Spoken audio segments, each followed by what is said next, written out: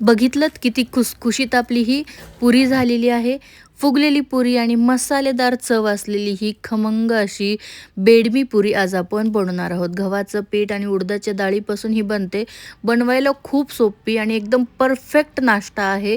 काहीतरी स्पेशल बनवायचं असेल तर तुम्ही नक्कीच ट्राय करून बघा. त्यासाठी काय करायचं आहे तर अर्धी वाटी उडदाची डाळ घेतली आहे मी.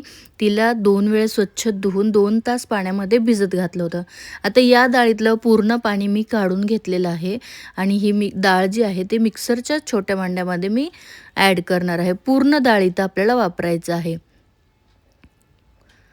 पाणी बिलकुल आपल्याला इथं वापरायचं नाही आहे. फक्त डाळच मी टाकते आहे पाण्यातून पूर्ण काढून.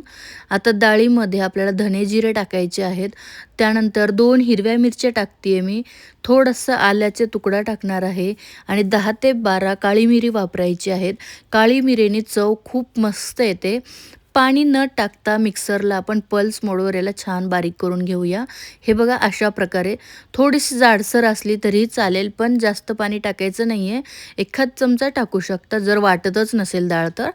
आता इथं मी 1 ते 1.5 कप गव्हाचं पीठ घेतलेलं आहे. नॉर्मल आपण जे चपातीसाठी वापरतो तेच गव्हाचं पीठ आहे. त्यामध्ये 2 चमचे रवा टाकला आहे, हळद, मीठ, लाल तिखट, 1 चमचा ओवा हाताने क्रश करून टाकायचा आहे. भरपूर अशी कसुरी मेथी टाकायची आहे आणि 2 ते 3 चमचे नॉर्मल तेल घालायचं आहे. गरम नाही आहे, नॉर्मल जे आपलं तेल असतं तेच टाकलेलं आहे.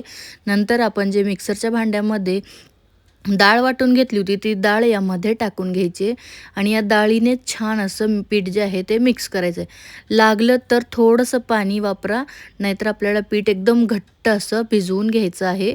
तर बघा अशा प्रकारे मी पीठ भिजवून घेतले. मला 1 ते 1.5 चमचा पाणी लागलं असेल आणि पीठ बघा अगदी घट्टसर आहे. झाकण ठेवून 10 मिनटं साईडला ठेवूया. 10 मिनटानंतर आपलं पीठ छान असं सेट झालं आहे.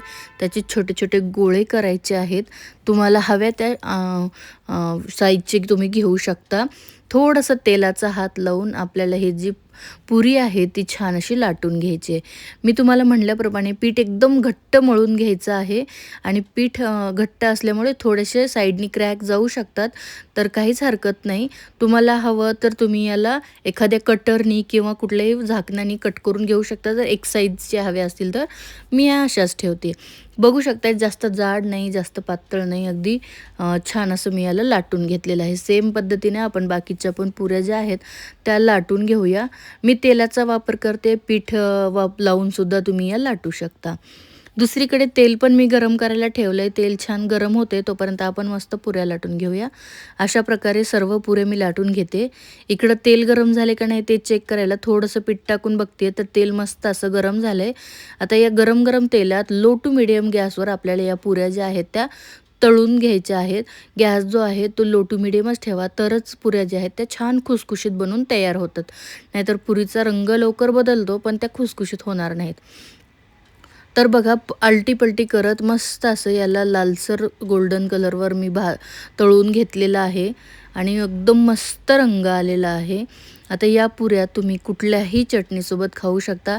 स्पेशली ही पुरी बटाट्याची जी रस्सा भाजी असते त्यासोबत खाल्ली जाते. रस्सा भाजीचा व्हिडिओ मी तुमच्यासोबत शॉर्टमध्ये शेअर केलेला आहे. लिंक तुम्हाला डिस्क्रिप्शन बॉक्समध्ये देते, तिथं जाऊन नक्की चेक करा. त्या भाजीसोबत अप्रतिम लागते ही पुरी. नक्की ट्राय करा आणि नसेल तर तुम्ही कुठल्याही चटणी, सॉससोबतसुद्धा खाऊ शकता. इवन ही अशीसुद्धा इतकी खमंग लागते, तुम्ही ती तशीसुद्धा खाऊ शकता.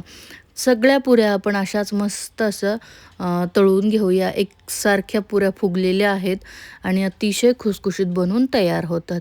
मी इथं पुऱ्या तळून घेतलेल्या आहेत. आता तुम्हाला मी याचं हे दाखवते किती मस्त अशा खुसखुशीत झालेल्या आहेत. बघा किती खुसखुशीत आपली ही पुरी बनून तयार झाली आहे. नक्कीच ट्राय करून बघा. तुम्हाला आपली ही रेसिपी कशी वाटली ते कमेंट करून सांगा. व्हिडिओ कोणत्याही क्षणी अगदी थोडा जरी आवडला तर व्हिडिओला लाईक करायला विसरू नका. त्याने मला अजून प्रोत्साहन मिळेल तुमच्यासोबत अशाच नवनवीन रेसिपी शेअर करण्यासाठी. धन्यवाद.